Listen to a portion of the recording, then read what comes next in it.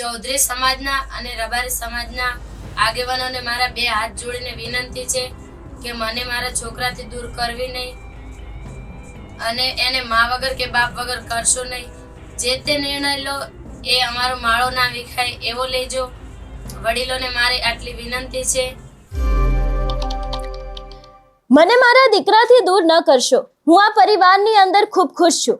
આવી વાત કરવામાં આવી છે કંકુ ચૌધરી દ્વારા કે જેમણે પ્રેમ લગ્ન કર્યા છે એક રબારી સમાજના યુવકની સાથે. આપણે જોયું કે કિંજલ રબારીનો આખો વિવાદ સામે આવ્યો. એ બાદ કંકુ ચૌધરીને લઈને પણ ઘણી બધી વાતો સામે આવી હતી. પરંતુ અત્યારે હાલ જ્યારે ચૌધરી સમાજના આગેવાનો દ્વારા આવતીકાલે એક મોટું મહાસંમેલનનું આયોજન કરવામાં આવ્યું છે, એની જ પહેલા કંકુ ચૌધરીના આ શબ્દો છે. આ વિષયને લઈને આજે વિગતે વાત કરીએ. નમસ્કાર, હું હંસિની અને તમે જોઈ રહ્યા છો નિર્ભય ન્યૂઝ. એક તરફ ગુજરાતમાં ડિજિટલ ક્રાંતિની વાતો થઈ રહી છે અને બીજી બાજુ આ જ ગુજરાતની અંદર આજે પણ આંતરજ્ઞાતીય લગ્નને લઈને ઘણા બધા સવાલો અને ઘણા બધા વિરોધો થઈ રહ્યા છે. આપણે જોયું હતું કે કિંજલ રબારીનો આખો વિવાદ સામે આવ્યો હતો. કિંજલ રબારી છે એમણે પણ પ્રેમ લગ્ન કર્યા હતા અશોક ચૌધરી નામના વ્યક્તિની સાથે. એ બાદ બંને સમાજના લોકો ભેગા થયા હતા અને અંતે કિંજલ રબારી પોતાના ઘરે પરત ફરી હતી.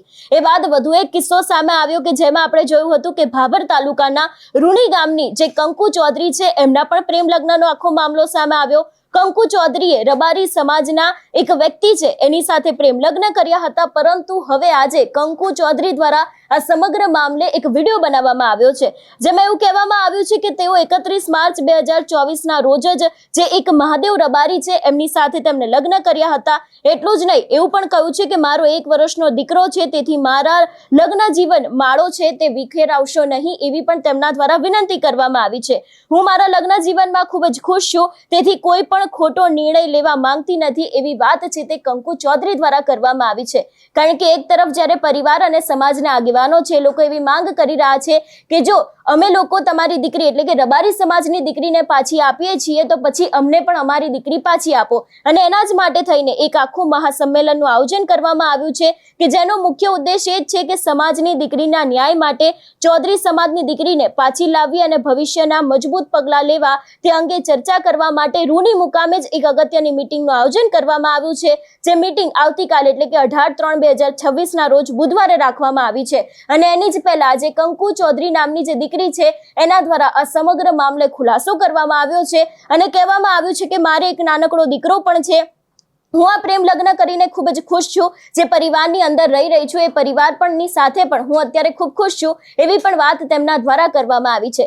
સૌથી પહેલા તો આ સમગ્ર વિષયને લઈને કંકુ ચૌધરી દ્વારા જે વિડીયો બનાવવામાં આવ્યો છે એના ઉપર નજર કરીએ. જય દ્વારકાધીશ. મારું નામ ચૌધરી કંકુબેન જગમાલભાઈ, મારું ગામ રૂની. 31 માર્ચ 2024 હું ઘરેથી નીકળેલ છું. ઊણ ગામના મહાદેવ રબારી એમની સાથે હું ગયેલી છું.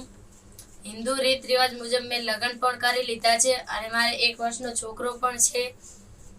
એટલે હું વિડીયો દ્વારા એવું જણાવવા માંગુ છું કે ચૌધરી સમાજના અને રબારી સમાજના આગેવાનોને મારા બે હાથ જોડીને વિનંતી છે કે મને મારા છોકરાથી દૂર કરવી નહીં અને એને મા વગર કે બાપ વગર કરશો નહીં. જે તે નિર્ણય લો એ અમારો માળો ના વિખાય એવો લેજો. વડીલોને મારી આટલી વિનંતી છે. તો હું વિડીયો દ્વારા એવું જણાવવા માંગુ છું કે મને કોઈ બ્લેકમેન કે એવું નથી કર્યું. હું મારી મરજીથી આવી છું અને હું બહુ ખુશ છું મારી જિંદગીમાં. એટલે મને જય દ્વારકાધીશ. મારું નામ ચૌધરી કંકુબેન જગમાલભાઈ, મારું ગામ રૂની. 31 માર્ચ 2024 હું ઘરેથી નીકળેલ છું. ઊણ ગામના મહાદેવ રબારી એમની સાથે હું ગયેલી છું. હિન્દુ રીત રિવાજ મુજબ મેં લગ્ન પણ કરી લીધા છે અને મારે 1 વર્ષનો છોકરો પણ છે. એટલે હું વિડીયો દ્વારા એવું જણાવવા માંગુ છું કે ચૌધરી સમાજના અને રબારી સમાજના આગેવાનોને મારા બે હાથ જોડીને વિનંતી છે કે મને મારા છોકરાથી દૂર કરવી નહીં અને એને મા વગર કે બાપ વગર કરશો નહીં. જે તે નિર્ણય લો એ અમારો માળો ના વિખાય એવો લેજો.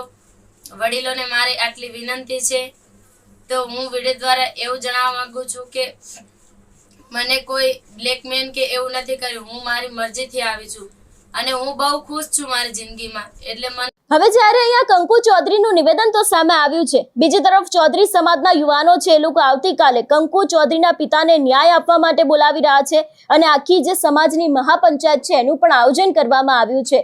એટલે જે રીતે કિંજલ રબારીનો આખો વિવાદ સામે આવ્યો હતો કે તેમને અશોક ચૌધરી નામના વ્યક્તિની સાથે પ્રેમ લગ્ન કર્યા હતા, બંને સમાજના લોકો ભેગા થયા હતા, મધ્યસ્થી થઈ હતી ને અંતે કિંજલ રબારી છે તે પોતાના ઘરે પરત ફર્યા હતા અને અશોક ચૌધરી છે એ પણ અંતે પોતાના ઘરે પરત ફર્યા હતા. પણ હવે જે આખો વિવાદ કંકુ ચૌધરીને લઈને સામે આવ્યો છે ને આ જે કંકુ ચૌધરીને ન્યાય મળે, તેમના પિતાને ન્યાય મળે ને કંકુ ચૌધરી પોતાના ઘરે પરત ફરી જાય એ જ માટે થઈને આખો ચૌધરી સમાજ આવતીકાલે ભેગો થવાનો છે ને ત્યારે પણ ચોક્કસ કોઈક નવા જૂની થઈ શકે છે એવી શક્યતાઓ લાગી રહી છે. કારણ કે જે રીતે આપણે જોતા આવ્યા છે કે ઘણા બધા આંતરજ્ઞાતીય લગ્ન છે અત્યારે હાલ ખૂબ જ ચર્ચામાં આવ્યા છે ને એમાં પણ જ્યારે રબારી સમાજ અને ચૌધરી સમાજમાં આપણે જોયું હતું કે કિંજલ રબારીનો વિવાદ હોય અથવા તો પછી જે બીજી દીકરીઓ હોય એ દરેક દીકરીઓ પણ હવે ચૌધરી સમાજ એવું કહેવું છે કે અમને પણ અમારી દીકરીઓ પાછી આપી દો કે જે રબારી સમાજમાં ગઈ છે અને એ જ માટે થઈને આ આખું મહાસંમેલનનું આયોજન પણ કરવામાં આવ્યું છે. એટલે હવે ચોક્કસથી આવતીકાલે શું થશે તે પણ જોવાનું રહેશે.